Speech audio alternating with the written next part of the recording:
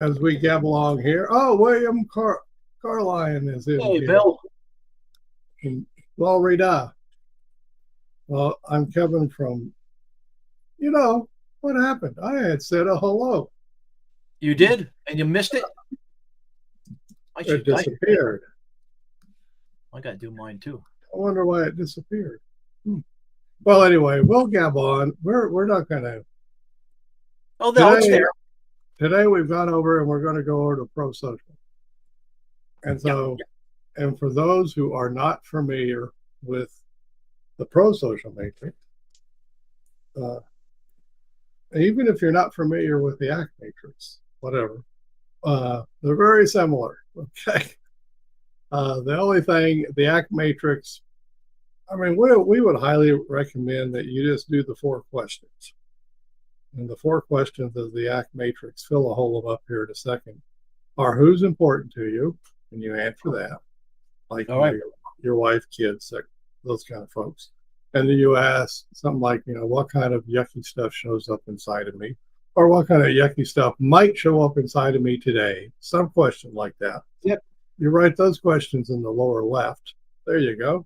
Yep. So the lower left is where the yucky stuff goes. And the upper left, you say, well, what kind of stuff might I do to get relief from the yucky stuff? And we all do. If we're hungry, we eat something. If we got pain, we might take Tylenol or something. We're nervous, we might take a drink. Who knows? But there's all kinds of relief moves that we all do every day, many times a day. And then over in the upper right, the satisfaction side, we say, is just behaviors that you do in the service of your relationships with who's important to you. The short for that is sort of how do you move toward who's important to you. So you take your wife a cup of coffee, or give somebody a hug, or play with your pets, and stuff like that. Answer those 4 questions, and voila. There's science that happens behind that. Oh, yeah. We'll just call it magic for right now. We're not going to worry about it. But a few years after that came along in 2009, early 2009 was when the ACT matrix showed up. And yeah, it showed up inside of my head. So that's where it decided to show up. I'm anthropomorphizing the ACT matrix. Anyways, then I needed it for some community work I was doing with David Sloan Wilson. You were heading up to work with those guys, right? Up at Sloan Binghamton, New York. And Steve Hayes and some other Tony Biglands, people like that. So I came up with the pro social matrix. I'm pretty lazy. So I just changed cross lines. I just changed one of the boxes, which is the lower right box. And so the lower right box became what's our shared purpose. So notice the switch, it goes from, who is important to you to what's our shared purpose. So now it's a we matrix. The previous one is sometimes called the me matrix because you're talking about me, yourself. And this one is now what's our shared purpose? What's about us? And stuff. If there's 2 of you, that's a yes. That's an us, sorry. That's an us. If there's 4 of you, that's an us. If the classroom, that's an us. Boardroom, that's an us. All kinds of teams and stuff like that have literally used this. So it's on Wall Street. It's in the financial district of London. It's being used, folks, in those places and beyond, way beyond. And so it's simple. You go into a room, say a classroom, go with Phil's thing. You got a classroom of bright-eyed and bushy-tailed students here. That was a joke, by the way. But, oftentimes they're not so bright-eyed and bushy-tailed. But anyway, nevertheless, you, the teacher, and this group of students can now discuss your shared purpose. What are we here for? And, you throw the matrix up there and well, the pro-social matrix up there, and you ask that question, what's our shared purpose? And so you have part of it. I'm here to teach you Yep. whatever, reading, writing, arithmetic, whatever. Your kids may say, I'm here because my mom made me come to school. Oh, I came here to get a date. Yeah. I came here to see my friends. See my friends, play, go to recess, whatever. And you go, okay, and you write all that down because that's your shared purpose. That's it. Just like that. Now everybody participates and writes down what's the shared purpose of the classroom. And so the kids know this stuff. They say, well, like there's yucky stuff that shows up. Even in doing this classroom thing, what might show up? Kid might say, well, I didn't do my homework. Yeah, you do homework. Here's a classic. I don't want to be here. No, I don't want to be here. Oh, yeah, that's a good one. Okay. And now as a teacher, they say that stuff, you just matter of factly write it down.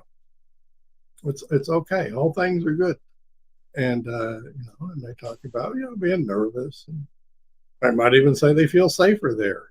Safer here than at home. Who knows? But it's yucky stuff that you're talking about in the lower left. In the upper left, of course, we get in. Now we're in the classroom. So what kind of behaviors might we do in the classroom to get relief? Hey, throw spitballs. Leave. Leave. Gossip, talk, get on my phone. Just write down whatever they say. I mean, you're not judging here. You just you're the classroom's going, oh yeah, that's what this classroom is. They're having a blast talking about relief moves. They're just having a good old time, right? And then finally, okay, remember we got the shared purposes down there in the lower right. So what kind of behaviors might we all do to accomplish the shared purposes?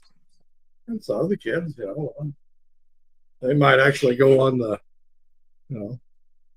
school thing and say, well, we could read, we could do our homework, read, participate, that kind of stuff. For the one getting a date, well, maybe I can get an Instagram, get Instagram. Just whatever it is, and just have the classroom write it down. And so it's not like that is some kind of finished product. Okay, we're not. We're trying to present that as a finished product. But what it's now doing is giving the group a bird's eye view, a big picture view of, and in this case, we've been talking about the classroom. This is the classroom. And it's quite explicit that we can add and subtract or whatever from this stuff at will. Yep. Just anytime. So somebody might think of a new shared purpose that we're up to. Fine, we can put it up there. Somebody might think of more yucky stuff. Yeah. Come up with a new relief move. Some people might think, but these students, and they're pretty good, really. Yeah, they come up with upper right stuff. Absolutely. We might do this, to accomplish our educational goals here. Yeah. Now, Phil, he was in education for 30-something years, and I wasn't, but been around. What we're going to say is 99% of the time, no one wants to be illiterate. Oh, no. I never met any student that did not want to be, successful on some level in school. At least can do the old classics, reading, writing, and arithmetic, right? Right. Just at least the basics of those three. So that you don't get ripped off on your paycheck, and you can read a contract. So when you buy a car or something like that, and that kind they of all stuff. know that they need it. They know they need it. Yeah, and so they may not want to know algebra 2 or whatever. No, they're probably not as interested in that. No, but nevertheless, you can, but even in an Algebra 2 classroom, you can say, what is our shared purpose? Yeah. And by the way, you as a teacher could say, well, I personally am here to teach you guys Algebra 2. And the kids won't argue with that. Oh, yeah. No. They'll say, like, well, I'm here to get credit. And I need it. I need that credit to pack. To need the Algebra 2 credit. So I'm here for credit. Right. Great. So you just, blah, blah, blah. And now you don't have to leave it up on the road, but there are teachers who do. Oh, we did. Yeah. Leave it up on the board, leave it up on a whiteboard or something up in front of the classroom. And what that now gives you is the ability to, at any time, and now this is where it becomes a democracy a bit. Right. Anybody has the ability to raise their hand, so that's the teacher or the classroom, raise their hand and say, where are we on that diagram right now? So if the class is just, cutting up and having a good time, okay, where is that up here on the diagram? Where we put that? And everybody's got their heads down doing work, Yeah, smell the wood burning. Where is that? Where is that up there? You can anytime sort of take a break, and you can certainly start your day with it. And that's the best. That's a very popular thing in education. Yeah, we did that a lot.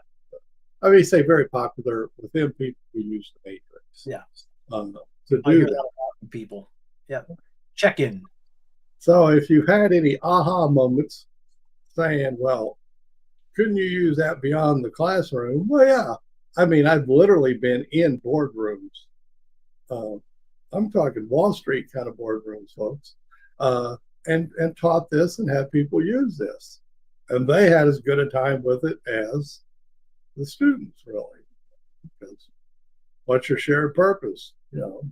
Wall Street, make money. Okay, that's what it is. That's what it is. But they have yucky stuff. They have upper left stuff. They have upper right stuff. Talk through it, and then at any time, once a day, once a week, once a month, I don't know, whatever they decide, they can haul the diagram up and go through the process again. It's never written. It's always a work in progress, as with any of our lives. So that's how you do it. So I didn't want to bury the lead, as they call it. People go blah, blah, blah, blah, blah, and they talk forever. That's how you do it. Yep. Same process across the board. I mean, as far as you, if you're being into this kind of consulting, you're good. You know exactly what you're going to do before you walk in there. Yeah, always. When you wake up. Yep. And you go in there, you know exactly what you're going to do. Yep. And you also know there's almost a 100% chance it's going to work. Why can we say that? Well, we've had a few thousand. Yeah, we've done it a few times. It's in the thousands, folks. We've done it. And we've done it from pre-K all the way up to Wall Street. Businesses, organizations, manufacturing firms, sports teams, churches, sports teams. Yep. And prisons. Oh my gosh, yeah, prisons. Yeah, those were fun. Definitely. Community organizations. That's where it started. There. Yeah. So with all of those, people engage. And you say, well, what are you looking for? Okay, there is something we're looking for. Yeah, we'll tell you about that. Here you go.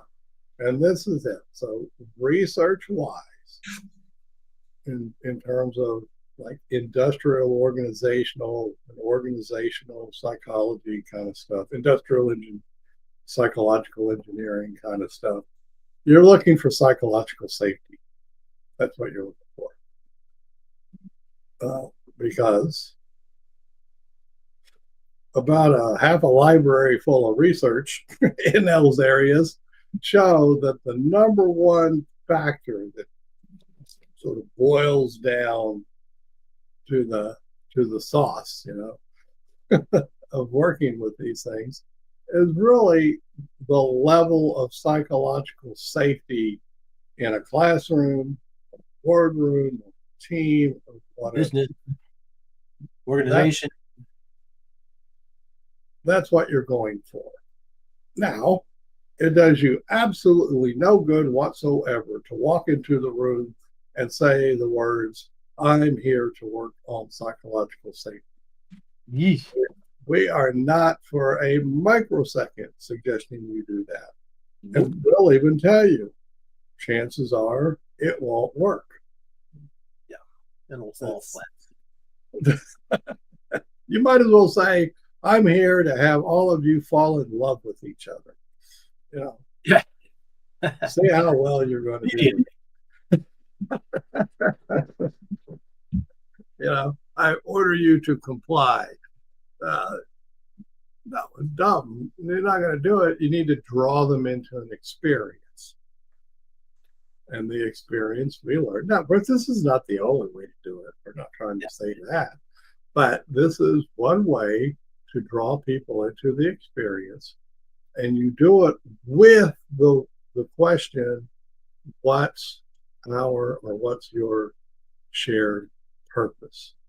And then people can discuss, they'll engage what that is. By the way, if you want to and you have enough time, you can start with the original matrix. Yeah. And walk in and say, hey, who's important to us? And we go through who's important. We can go do that.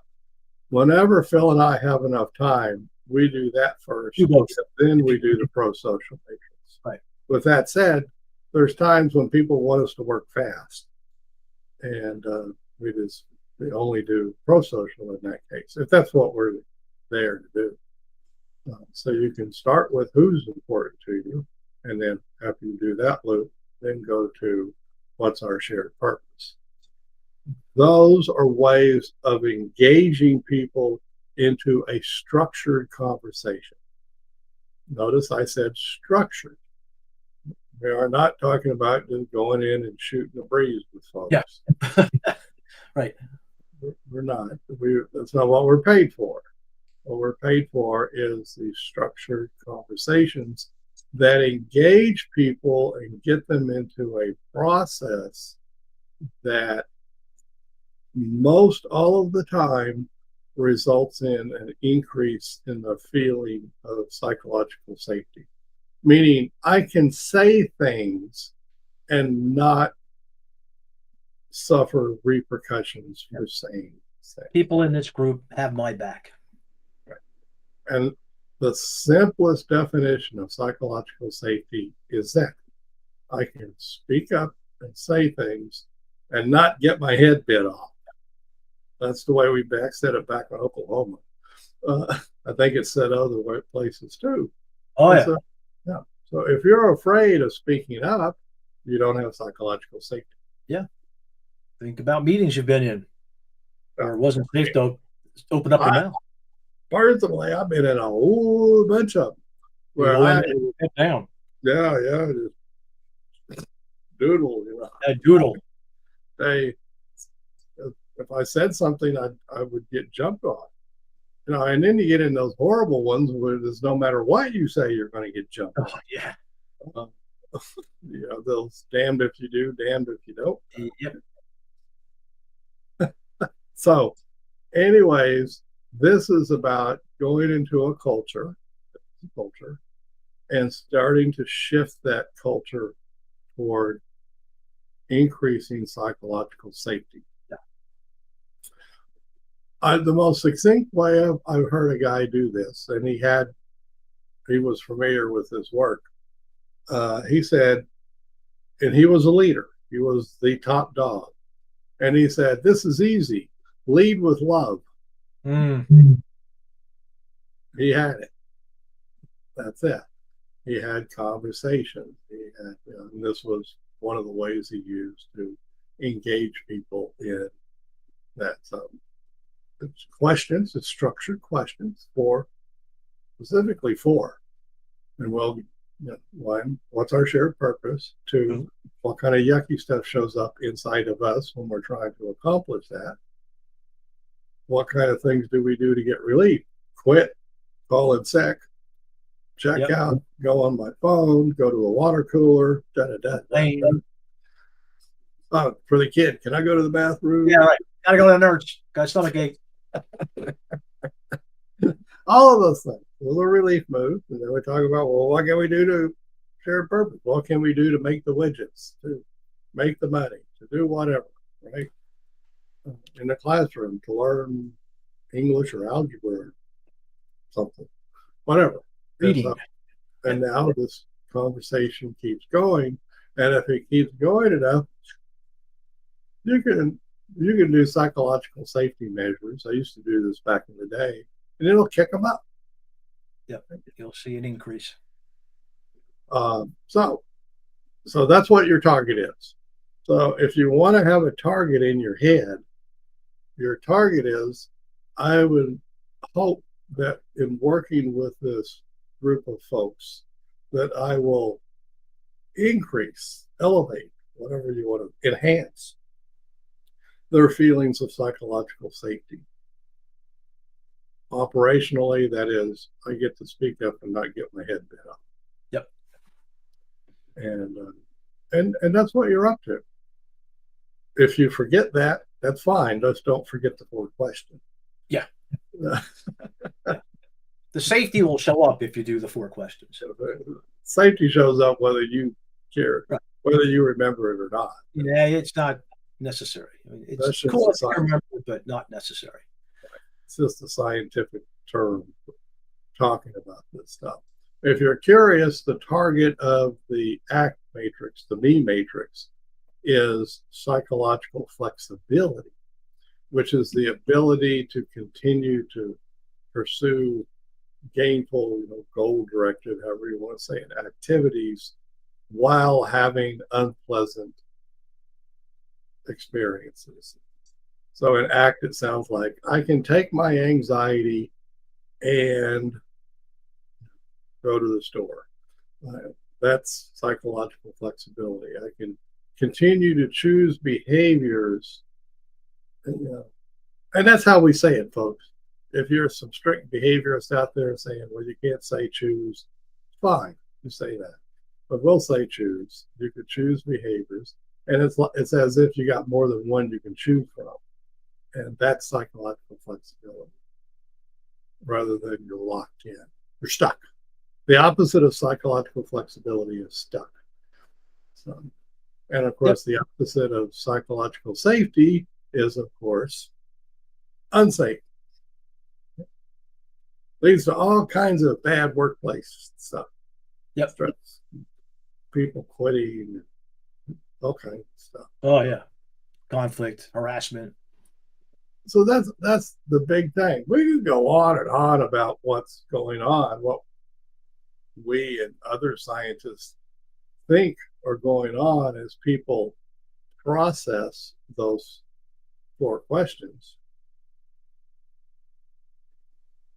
And hell, who knows? We might even be right about it. Yeah. But it doesn't make a hill of beans a difference. No. It really doesn't. The 4 questions engage people and get them in the conversation. Yeah, get some curious, get some leaning in, participating. We used to do that. We'd get people in the room watching, doing this, and as people do these, Phil mentioned it, they slightly lean forward. Yeah. They lean in, so you can see that happening. And people's shoulders relax. They relax down. And especially if you're new and you're coming in and you're some expert from out of town or something. They don't know what the hell you're up to. No. And heaven forbid they're going to make you do some warm-up exercise. Personally, I hate those things. Let's all go around the room and say what our whatever is, right? Yeah, what your deep dark secrets are. Or something. Right. Exactly. Say something that nobody knows about you. Right. whatever. Uh, Guaranteed, they're called warm up exercises. They're hit or miss, to say the least. Uh, and But what we're here, our warm up is, hey, what's our shared purpose? Oh. Or if you want to start with the other matrix, hey, who's important to us? I'll start. My wife's important to me. And people go, oh, so his wife. I can do this. Say, my son, my yep. daughter. Yeah. My friends, my pets, my dog, colleagues. So anyway, you'll notice as people engage with that, they brighten up, they engage. Yeah. They go, oh, this person's not so flaky. Yeah. They're ready to go. So do that. So your target is, but honestly, folks, we really are, Phil and I know in the back of our heads, we're wanting to increase psychological safety. We keep that in mind, I guess. Tell you, God's honest truth. You start this and people take off. Yeah. It's real easy.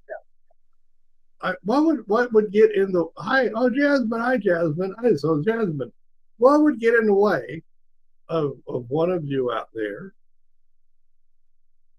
going into a classroom or a boardroom or a team, or whatever, and asking this, starting off right away? Now we're serious about that. We don't even introduce ourselves. Nope. We just pile right into it. Hey, what's our shared purpose? Or hey, who's important to you? We pile right into that and go. And then we have people that get a hold of us and they say, well, I haven't gotten around to doing that yet. Yeah, I'm not comfortable starting that way, huh? How do you start? Well, I gotta say my name and my background, my credentials. Show a few slides. Oh yeah, we don't have any slides. We don't have any, and so how do you not have slides? Like, is this a trick question? Really? We don't have slides. We don't have them. Why would we need slides? We got 4 freaking questions. That's it. Yeah. I remember our target, right? And people will love you for the no slides. Oh yeah. And so it's fair. I'll tell you what, it's fair. You're afraid of doing this. Yep. I don't know why, but it might be. And so the only way is just like getting on a roller coaster and going or whatever.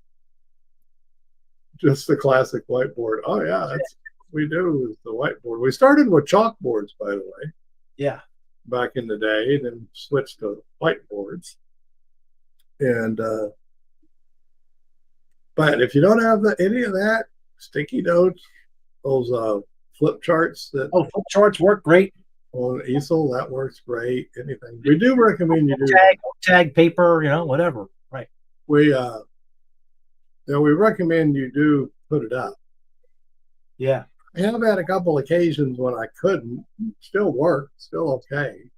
But if you can put it up, yeah, that's it. So you say, well, what else might you do?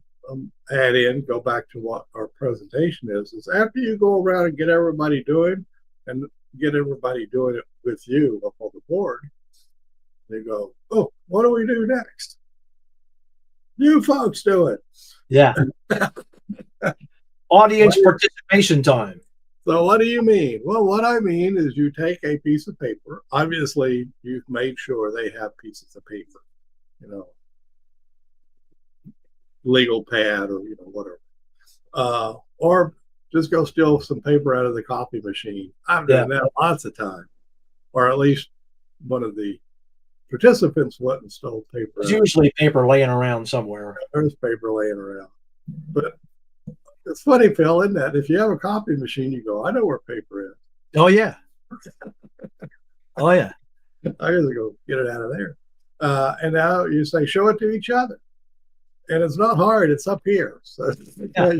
you look up here and you see the question. Draw cross lines. There you go.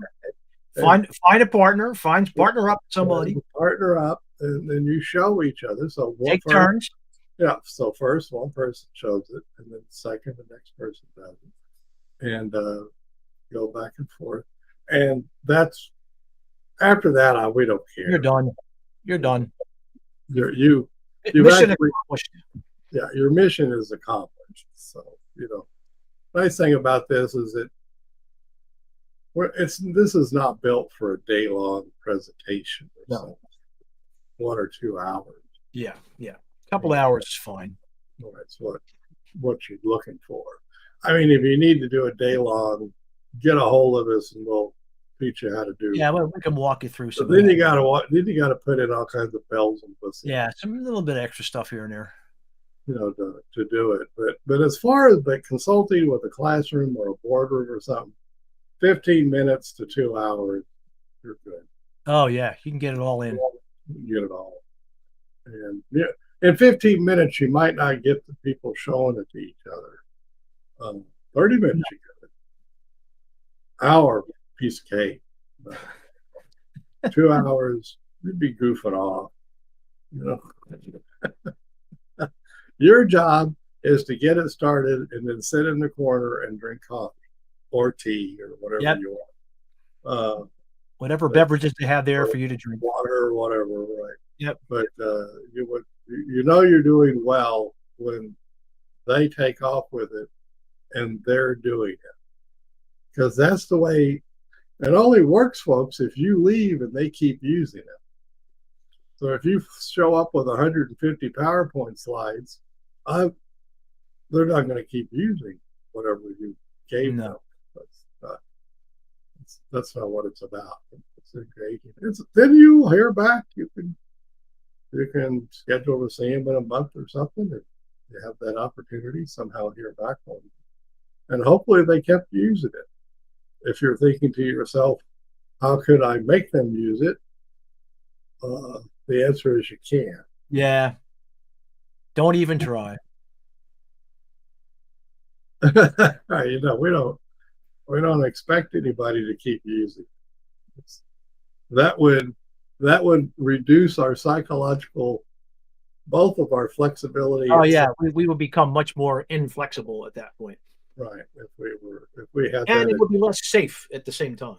Right. It would be less. So we don't do that. We don't have the expectation that anybody's going to keep doing it. No, part of that now is because we know a majority will, but it's by no means all. No, all classrooms, all teams, all stuff, they don't all pick it up. But a lot do. A lot do and use it. And then they will tell you, why, my goodness, this is really cool. This really works. And I've heard back from them that do it in their morning meeting. They have whatever it is, they have a morning meeting, like a classroom, Yeah, definitely morning meeting. Or with a team or whatever, they might have a morning meeting and they just go through it in their morning meeting. Start the day that way. So it works just fine. Mm-hmm. In the end, people will be noticing where they are on the diagram. And that's what you're doing, is noticing. So the psychological safety or psychological flexibility is really replaced with noticing. So you notice shared purposes, you notice yucky stuff, you notice relief moves, you notice satisfaction moves. You just notice all of that stuff. And you're done. Yep. So I would invite you, Jasmine. I'll pick on Jasmine. I haven't even got to pick on Jasmine.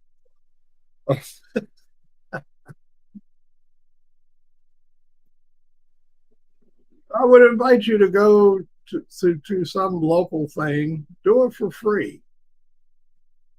If you can get paid for it, that's fine too. But if you can't get paid for it, do it for free and show it to folks. Kiwanis Club or whatever, if you can, if you have a classroom. Yep. have it. It's a cool Library. thing. That library, those kind of things. You know, all kinds of things going on where they're looking for a presenter for. Chamber of Commerce. They're always looking for people. Yeah, I would like that. Tell them I have a way of I have a way of engaging people that can increase psychological safety. Yeah, I do it every day with whoever. There you go. That's the best way to. Yeah, so do Phil and I. Yeah, that's our path these days. That's how we do it. We just nonchalantly do it with whoever. But yeah, you can, and it's sort of. I wanted to tell you, folks, it can be quite rewarding to go doing the free gigs, and sometimes the free gigs lead to paid gigs. Yes. But if you try and trap yourself into that, you'll lose psychological flexibility. So we would just do the free ones. Be good. We go for that. Hold it lightly.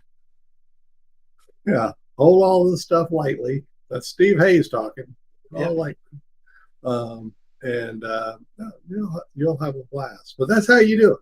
That's the pro-social matrix, which is simply the matrix with the new question, what's our shared purpose? From classroom. Literally, we've seen it down in pre-K. Yep, got it down in pre-K. Got it down to pre.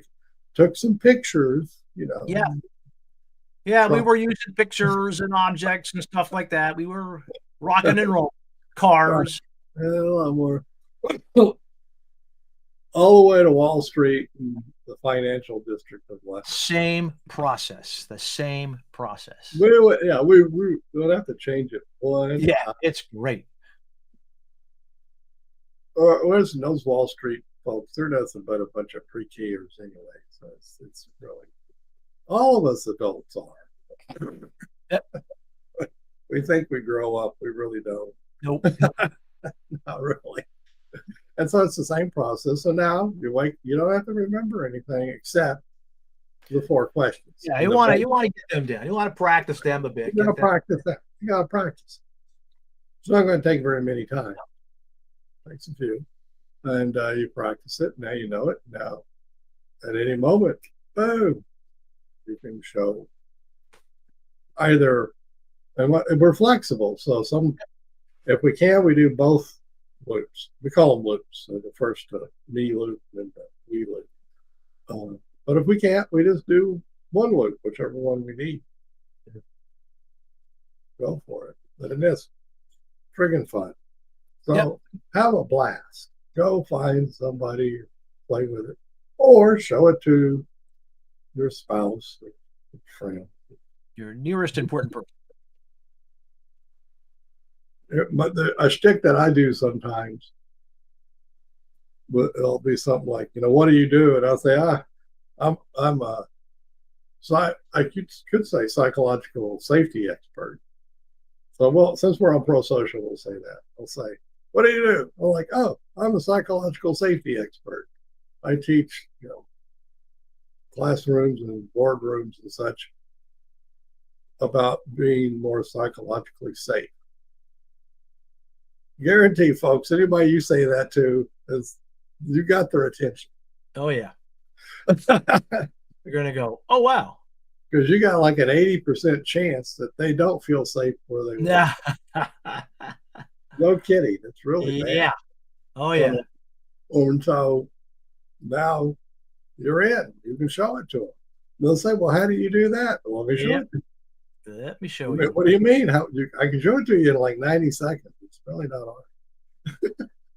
The reason we like to do that is it gets it out there. It's another person out there. Cool. So if you get a chance, do that. We do YouTube things. This is connected to YouTube. So when people will watch it, they'll see it. So more people will get the hang of it.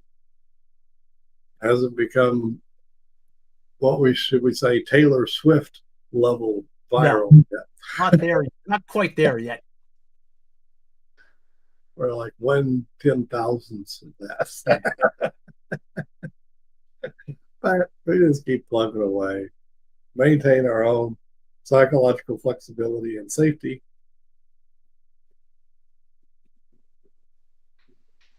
And like Jasmine does, do it again tomorrow.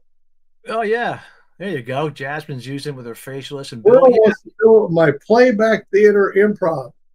Now, okay, now you know Bill, maybe you don't.